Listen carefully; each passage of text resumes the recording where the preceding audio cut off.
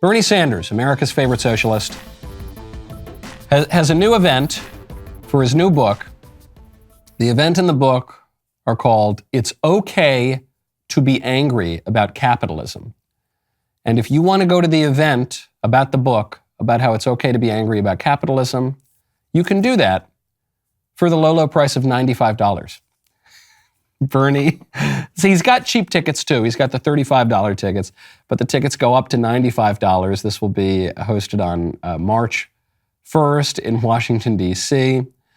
The book is available from Penguin Random House. It's $28. It's pretty expensive for a book, wouldn't you say? And Penguin writes, quote, reflecting on our turbulent times, Senator Sanders takes on the billionaire class and speaks blunt truths about our country's failure to address the destructive nature of a system that is fueled by uncontrolled greed and rigidly committed to prioritizing corporate profits over the needs of ordinary Americans. Notice, Bernie is no longer talking about the millionaire class. He used to, for most of his political career, he would inveigh against the millionaires and the billionaires. And then, a few years ago, he dropped the millionaires part. Now he only inveighs against the billionaires, the billionaire class. And the reason for that is Bernie became a millionaire. And so the moment that Bernie became a millionaire, then the millionaires were okay. Now it's just the billionaires. Pretty much the only bad people are the people with $1 more than Bernie Sanders has. And he's about to get a lot dollars more, many more dollars than he previously had, because he's going to sell this book and he's going to sell tickets to his event. Now, Bernie does have a slight point. He doesn't know that he has a point, but he does have a slight point. Most conservatives looking at this, at least most conservative pundits and politicians looking at this, they're going to say, how dare you, Bernie? Capitalism is the greatest thing ever. There's nothing wrong with capitalism. We're all ardent capitalists. Capitalism is the greatest thing since sliced bread. The thesis that Bernie is advancing here, it's okay to be angry about capitalism, he's got a little bit of a point. I don't know when conservatives became the capitalists. We became the promoters of capitalism, or really almost any ism whatsoever. I'm skeptical of pretty much all isms. And let's not forget, capitalism is a word that was popularized by Karl Marx, okay? What does it mean? What is capitalism? There are plenty of problems with capitalism. If by capitalism we mean the modern system of industry, the way that the economy works, there are problems with the way the economy works.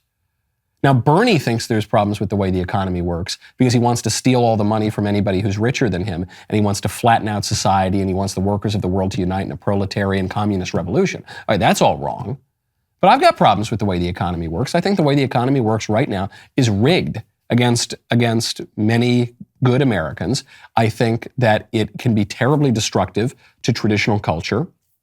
I think that it is often being wielded by political elites who are simply trying to enrich themselves and grow their own power and pursue their own bizarre utopian vision rather than actually support the common good of the United States.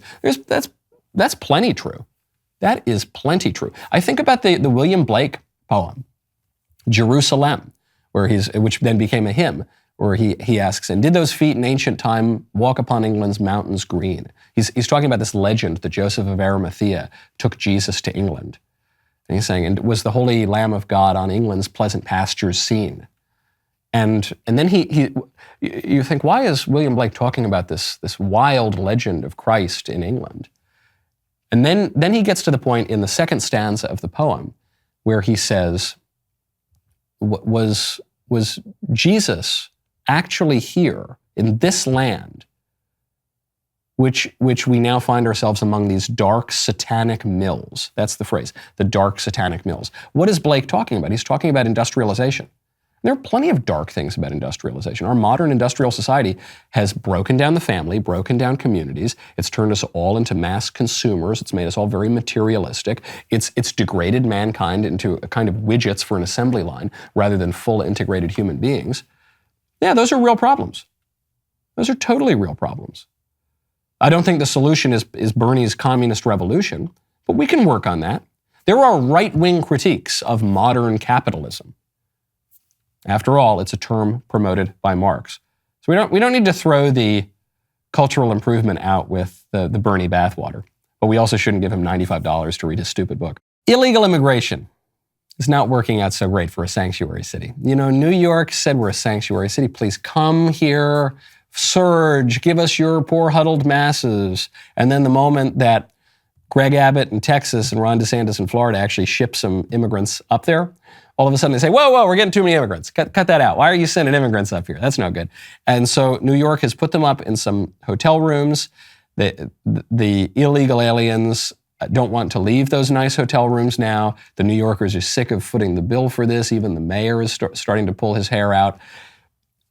What is the reality of illegal immigration? What the libs tell us is illegal immigration is poor women and widows and orphans and little doe-eyed dreamers. They're just yearning to be free, walking across the border. How dare you turn them away?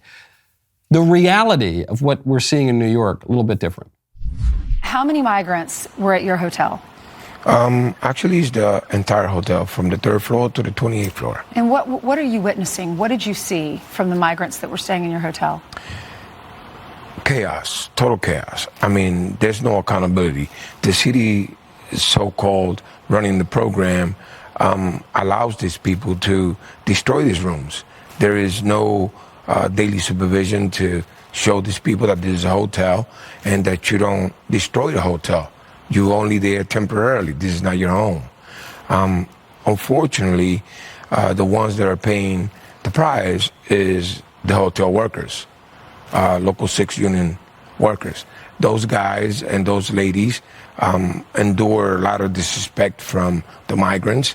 And there is some nice migrants, but there's too much alcohol, too much drugs, and too much violence. And you have teenagers, going into the staircases and making out and like it's a lover's lane. I mean, this is a free fall for all. A little bit different than what we're told by the libs. And this is a guy who is a worker at one of these hotels. I suspect this man is not racist against the illegal immigrants. This is not about racism or anti-Hispanic bigotry. He's just seeing what he's seeing.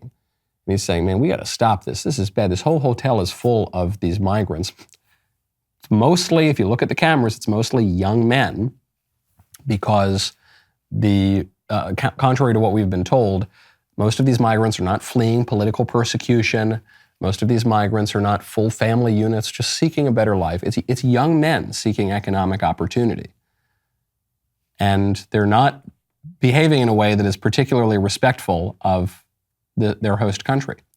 Obviously not. Their very first act as would-be Americans is to break one of our most basic laws.